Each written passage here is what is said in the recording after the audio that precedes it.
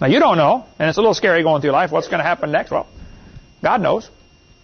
So if I was you, I would stay on that walkie-talkie and say, okay, which way do I go here? And if he says stay to the right, well, then stay to the right, because he sees the rapids coming that you don't see, right? So the whole secret to the Christian life is stay in contact with the Father and say, which way do I go? Keep me in the right position so I don't mess up. From where you're looking, it might look better if you stay to the left. But he sees something you don't see. And if he says stay to the right, well, then just trust him and stay to the right. So this verse is awesome. In the beginning is a reference to time. God created the heaven. That is a reference to space. Space has 3 dimensions: length, width, and height. Where can you possibly go to not be in space? There's no place you can go, is there? No matter where you are, there's a coordinate for you, a length, width, and a height, right? We're stuck in it. Just like time permeates everything, so does space. Now, if there wasn't any time, then there couldn't be any space either. These 3, time, space, and matter, is called a time-space-matter continuum. If you want to study a lot more on that, there's a great chapter on that topic in Henry Morris's book called The Long War Against God, which is a great book. We don't sell it in our ministry. You can get it through ICR. We could offer it, I suppose. We could order if somebody wants it. Tremendous book, The Long War Against God. And he goes off on a rabbit trail there talking about the time, space, matter continuum. It's really tremendous. In the beginning, God created the heaven and the earth. Earth is a reference to matter, physical, material world, which also happens to have 3 dimensions: solid, liquid, and gas. Now, you can get a superheated gas called a plasma, but it's still basically a gas, okay? Just extra hot. So we have a trinity of trinities in only 10 words. Only God could write a book like that. So in the beginning, God created the heaven and the earth. Now, if that verse is true, that gives you a particular way to answer the 4 great questions of life. Who am I? I'm a creature of God. Where did I come from? God created us. Why are we here? Must be to please Him if He made us. Right? I mean, if He made us, it must be for a reason, and we better find out what the reason is and do it. Where am I going when I die?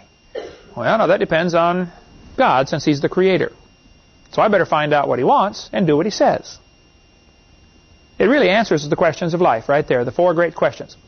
Now, Satan came to Eve in the Garden of Eden. People have asked the question for years, when did Satan fall from heaven? We'll get into more of that later, but apparently, sometime between the creation and Genesis chapter 3, Satan had decided people ought to worship him. My theory on this is, since Adam was 130 years old when Seth was born, and that's really the first date we have to go on, as far as, any dates in the Bible, 130 is the first number given. Before Seth is born, they had 2 sons, Cain and Abel. Cain killed Abel. Okay? Who was their 3rd son? Seth. Who got that? Who else got it? Who else knows it? Here, Vitaly, go give everybody a crayon again. Okay. Give him the whole bucket. He washed his hands yesterday, so. Okay. In the back. Okay, give him one.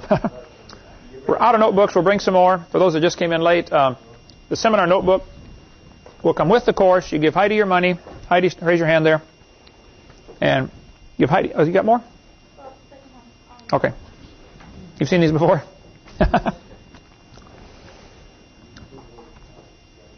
And Heidi will be keeping attendance and keeping grades and stuff like that for me. Kind of the class secretary. Who did not get a crayon? You need some more, Vitaly? You got enough?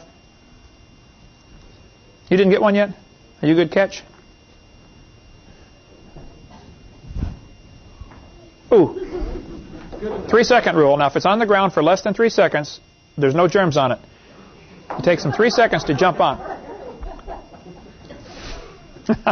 Oh, yeah, plop it in there. Now, if you come off the bottom of your shoe, they probably already have germs on them by then. All right. Man, those are good. I got them on an airplane sometime a few months ago, and I thought, man, this is awesome. Have you had them before? I don't know why I never heard of them. I guess I travel too much. Okay. My theory on this is that God made everything in 6 days, so Satan was made as just one of the created beings. He was a cherub. He was not an angel. There are several different types of heavenly beings. There's angels, seraphim, cherubs, the 4 and 20 elders. I'm not sure what they all are, but there's more than just angels that God made. It appears, and people argue about this, the study is called angelology or something, but it appears that the angels were given one opportunity to choose to rebel. A third of them did and followed Satan. The theory goes that probably after God's made Adam and Eve and made everything, Satan was or Lucifer at the time, was the choir director. Directing the praises, everybody's praising God, everybody's having a wonderful time. Boy, God, you're the greatest. And Adam and Eve are praising God, everything's fine. And Satan thought, that's a pretty nice world down there. Those people ought to be praising me. After all, I'm smart, I'm handsome, I'm intelligent, etc., etc. And it describes him in Ezekiel chapter 28. It says, he was from the day that thou wast created. And we know from comparing that with Job chapter 38 and other verses that everything was created during those 6 days. Some people are going to teach that there was a pre-Adamic civilization that is totally unscriptural, unscientific, and unnecessary. The whole purpose of that pre-Adamite civilization is to try to make the Bible say the earth is billions of years old, and the Bible doesn't say that. Exodus 20 in the 10 Commandments is real clear. In 6 days the Lord made heaven and earth, the sea, and all that in them is. And there's a large movement of Christians, or so-called Christians, who are running around saying, there's a pre-Adamite rebellion, there's a gap theory, there's a day-age theory. We'll get into more of that later. Those theories, I think, are unscriptural and I think dangerous. Because now you're going to have death before Adam sinned. If there's a pre-Adamite world, what happened to them? They'll say, well, they died when Satan fell from heaven. Now, this is what I was taught as a young Christian. I had a Schofield Reference Edition, which teaches the gap theory. The Dake's Study Bible teaches the gap theory. Many TV evangelists now are going around speaking the gap theory. Hagee, what's the guy's name? Hagee. He did a whole big long series on the gap theory. He calls it a gap fact. I'm sorry, it's just not true. Genesis 3 is the first reference we have of Lucifer being a bad guy. At the end of chapter 1, the last verse, verse 31, God looked at everything and said it was very good. Would it be very good if the devil had already fallen by then? No. Here's the clues we have. Adam was 130 when Seth was born. Before that, Cain and Abel were born. No dates are given. Before that, Lucifer was out as a bad guy. So I tell folks it might have been 100 years before Satan fell from heaven. Could have been. We don't know. Anyway, Lucifer came to Eve in Genesis chapter 3 and said unto the woman, Yea, hath God said, Ye shall not eat of every tree of the garden. The first sentence we have recorded, and there's a principle in Bible study called, it's called hermeneutics. I don't know who made up that word about that long. But hermeneutics is the science of studying the Bible. There's a law called the first mention principle. The first time something is mentioned, or the first time a character appears, that's important. For instance, the first time somebody lied to the Holy Spirit, what happened to him? God killed him, right. Now, He didn't kill him every time after that, but He did the first time to get the message across. This is how I feel about it.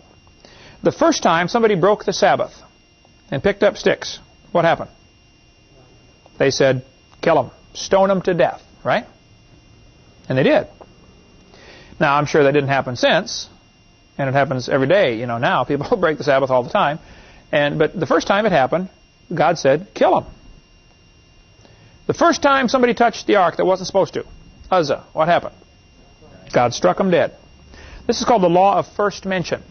So here we have the first mention of something coming out of the serpent's mouth. What's the first thing he did? Question what God said. Try to raise doubts. And there's 3 D's here that makes a good acrostic if you want to preach on this. He raised doubts, doubt, denial, and deification of man. That'll be on the quiz. 3 things, the three lies that Satan said, 3 statements that Satan made. First was a question. Yea, hath God said? He's raising doubts. By the way, many liberal churches today do the same thing.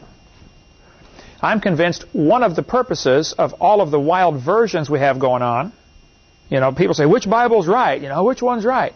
Well,